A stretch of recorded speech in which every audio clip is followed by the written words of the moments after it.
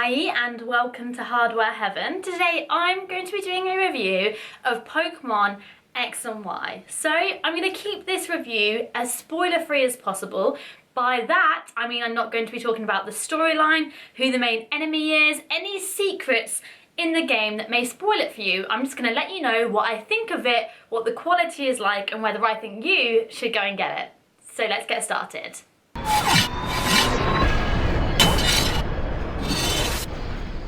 So first of all, this Pokemon is the 6th generation of Pokemon.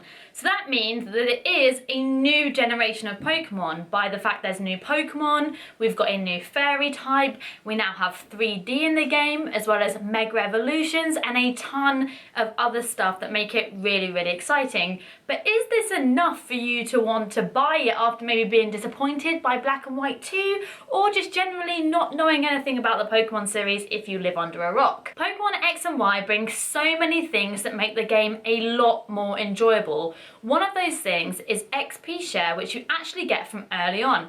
Before, you could share your XP that you got with your main Pokemon to one other Pokemon, whereas now you can share them to all 6 of the Pokemon in your party, meaning that grinding isn't really something that you ever have to do. If anything, the distance between the gyms mean that you have to slow down on how much you're leveling your Pokemon by switching out your main Pokemon so that they don't disobey you because you haven't actually unlocked a gym badge, which means a certain level of Pokemon will obey you if traded or if captured. I had this problem a lot.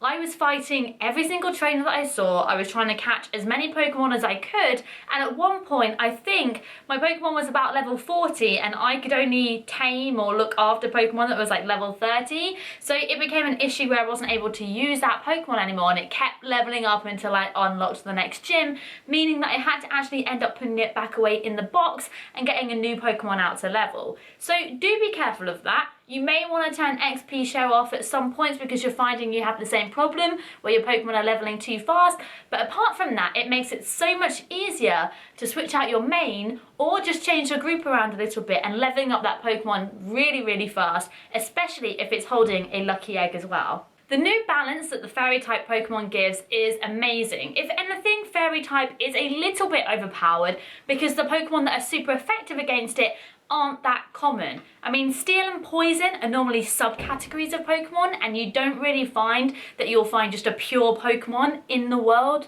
that's a poison type or steel type that often. So it's a really good one to level up and have in your party. I actually ran a full fairy team, and by doing this I had sub-type categories. So I had electric fairies, water fairies, steel fairies, etc, etc. This basically meant that no Pokemon was ever really super effective against any of the Pokemon that I had, because I would just switch them if it became a problem. And I really, really liked that I could have a full fairy type and it was viable. In previous games, having a full fire or water was never really an option, but now it gives you one if you really want a full team of cute, cuddly, pink Pokemon. Mega Evolution is a fun concept, however in practice it's just really for the looks. If you want to see Blastoise with an extra cannon or Lucario with some epic steel claws, then that's something that Mega Evolution will give you. But regarding stats or if it makes you stronger in battle, I didn't really see much of an improvement, so I didn't base my team around it. I wouldn't really worry of having like a full team of Pokemon that can Mega Evolve. I would pick Pokemon that you want to choose playing because that's going to make it more fun.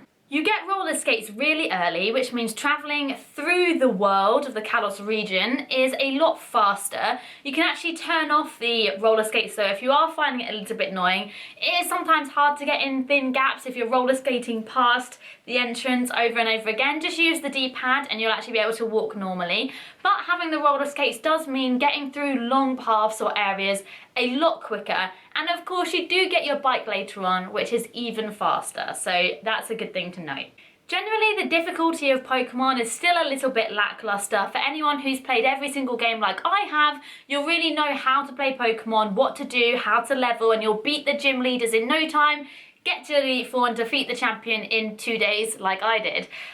It's one of those games where you can either play it a little bit at a time and you'll very, very much enjoy it, or you'll play it constantly for 30 hours and you'll still really, really enjoy it. There is a lot to do once you've beat the Elite Four, and even more so than the previous games. There are things like friend safaris, which basically, for every friend code that you have registered into your DS that have Pokemon, you can go on a friend safari for, which means you can go and catch various Pokemon in a grass area of different types, and it means you can fill up your Pokédex without having to actually walk around the world or trade with people who had earlier games. There's also battles that you can do and the online mode to really keep you motivated to level up your Pokemon and get to that 100 mark. Talking about the online mode, it has made the game so much more fun. The player search system is genius.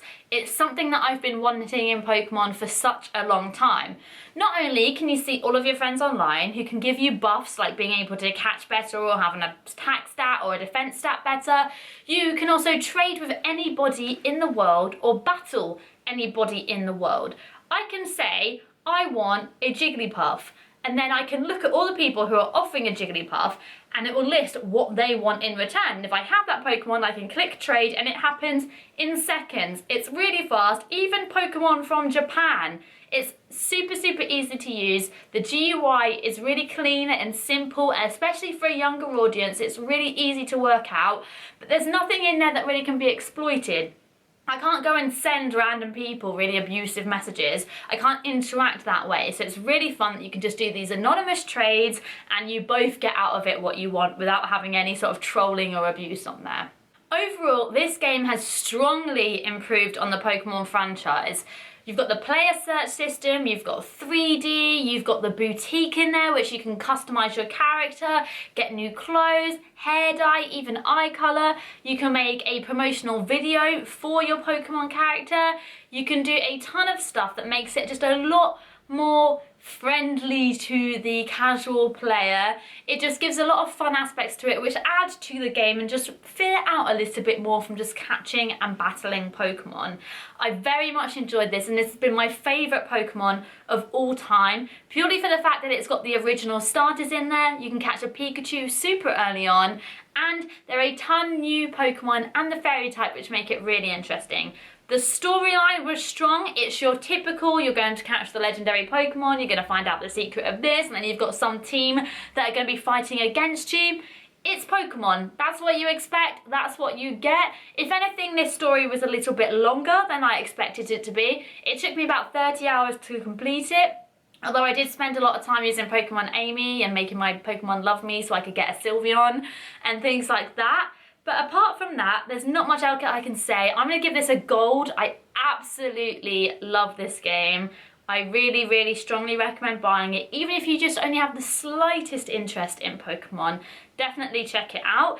Even if you don't have a 3DS, I would recommend buying a 3DS just for this game because it's been so fun. I've actually restarted it already, and I played through it and completed it on my second turn, and I'm probably going to restart it again to play it again because it's just one of those games that has so much replayability, trying different starters out, picking different Pokemon, having different teams.